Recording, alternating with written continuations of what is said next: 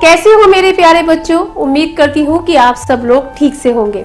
बच्चों, आपने नारद मुनि के बारे में तो सुना ही होगा, जब वो हर वक्त नारायण नारायण करते रहते थे।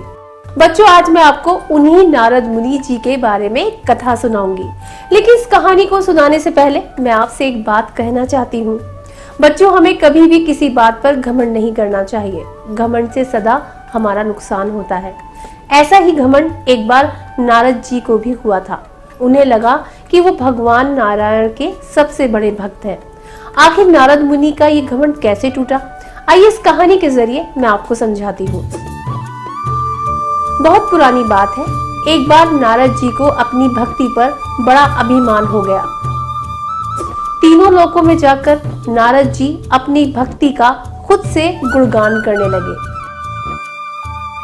नारद मुनि को ऐसा करते देखकर सबसे पहले उन्हें ब्रह्मदेव ने समझाया कि वो ऐसा ना करें। इसके बाद देवों के देव महादेव ने भी उन्हें खुद की प्रशंसा करने से मना किया। लेकिन नारद जी कहाँ मानने वाले थे। उनके मन में तो ये अहंकार समा गया था कि वो सबसे बड़े भक्त हैं। जगत के पालनहार विष्णु जी को भी जानकारी मिली कि नारद जी तीनों लोकों में अपनी भक्ति का डंका पीट रहे हैं। तब भगवान विष्णु ने नारद जी की बड़ी परीक्षा ली। उन्होंने अपनी माया के बल पर एक नगरी बसाई। हुआ कुछ यूं कि नारद जी उस वक्त शिव जी के घर कैलाश पर्वत से लौट रहे थे। रास्ते में उन्होंने भगवान विष्णु द्वारा बनाई गई माया नगरी देखी तो वो हैरान रह गए। वो फौरन उस नगरी के राजा से मिलने पहुंचे।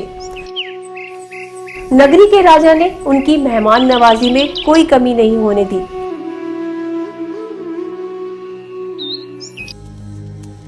नारद जी बड़े खुश हुए। उसी पल राजा ने नारद जी से अनुरोध किया कि वो उनकी पुत्री की हस्तरेखा देखें और उसके विवाह के लिए कुछ सलाह दें। नारद जी ने राजा की पुत्री की हस्तरेखाएं देखी और बोले, नारायण नारायण, हे राजा, तुम्हारी पुत्री को तीनों लोकों में सबसे सर्वश्रेष्ठ वर मिलेगा। तुम्हारी पुत्री सदा सुखी रहेगी। ये कहकर नारद जी राजा की माया नगरी से चले गए। जाते समय बीच रास्ते में उन्हें फिर से ये एहसास हुआ कि वर्तमान समय में तीनों लोकों में सबसे बड़ा नारायण भक्त मैं ही हूँ। इसी बीच नारद जी ये भी सोचने लगे कि जब बड़े बड़े ऋषियों ने गृहस्थी बसा ली तो मुझे विवाह करने में क्या आपत्ति है। ये सब सोचकर नारद जी जगत के पालनहार भगवान विष्णु के पास पहुंचे। भगवान विष्णु को पहले से ही इस बात की जानकारी थी कि नारद जी के मन में विवाह का ख्याल आया हुआ है। भगवान विष्णु ने नारद जी का आदर सत्कार किया और बोले, नारद जी, आपके मन में भी गृहस्थी बसाने की कल्पना है। आप विवाह करने का मन बना रहे हैं। हाँ प्रभु, आप बस मुझे रूपवान बना दें, मैं विवाह करना चाहता हूँ। आप ऐसा कर दें कि मुझसे बेहतर वर तीनों लोकों में कोई ना हो। विधि के विधान को कोई नहीं बदल सकता। मैं भी उसमें कोई बदलाव नहीं करना चाहता हूँ। आपकी इच्छा पूरी हो नारद जी। ये कहकर भगवान विष्णु ध्यान मुद्रा में चले गए। नारद जी भी खुश होकर वहां से चल दिए। दूसरी ओर राजा ने अपनी पुत्री के लिए स्वयंवर रचा। नारद जी को जैसे ही स्वयंवर की जानकारी हुई, वो भी राजा के दरबार में जा पहुंचे। दरबार में जैसे बाकी के राजा विवाह के लिए लाइन में बैठे थे, वैसे ही नारद जी भी बैठ गए। राजा की पुत्री अपना वर चुनने के लिए आई। नारद जी बार बार अपने आसन से उठते और बैठ जाते। वो चाहते थे कि राजा की पुत्री की निगाह उन पर पड़ जाए और वो वरमाला उनके गले में डाल दे। लेकिन राजा की पुत्री ने वरमाला किसी दूसरे राजा के गले में डाल दी। नारद जी बड़े नाखुश हुए। जैसे ही विवाह का कार्यक्रम खत्म हुआ तो शिव गणों ने नारद जी से उनके उछलने का कारण पूछ लिया।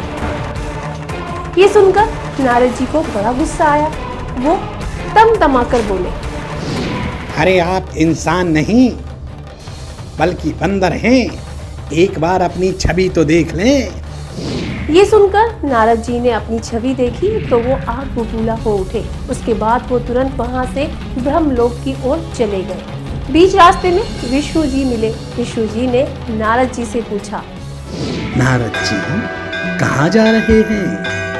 मैं समझ गया हूँ कि ये सारी माया आप ही की रची हुई थी, इसलिए मैं आपको श्राप देता हूँ कि जिस तरह पत्नी वियोग में मैं जल रहा हूँ, आप भी मृत्यु लोक में अपनी पत्नी के वियोग में तड़पेंगे। नारद जी को एहसास हो गया था कि कभी भी किसी बात का अहंकार नहीं करना चाहिए। जिस अहंकार में वो चूर थे वो भी अब खत्म हो चुका था। त्रेता युग में भगवान विष्णु जी ने राम के रूप में जन्म लिया और जो श्राप नारद जी ने विष्णु जी को दिया था उसी की वजह से भगवान राम को त्रेता युग में अपनी पत्नी सीता के वियोग से गुजरना पड़ा।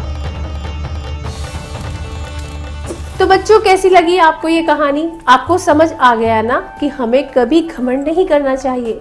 देखिए, नारद मुनि को जिस बात पर अहंकार था वो अहंकार भी आखिरकार टूट ही गया। इसलिए आप भी कभी किसी बात का घमंड न करें। घमंड से हमेशा बुद्धि विवेक का नुकसान होता है। तो बच्चों, अब मैं चलती हूँ, अगली बार फिर आऊंगी एक और नई कहानी लेकर। तब तक के लिए अपना ध्यान रखना।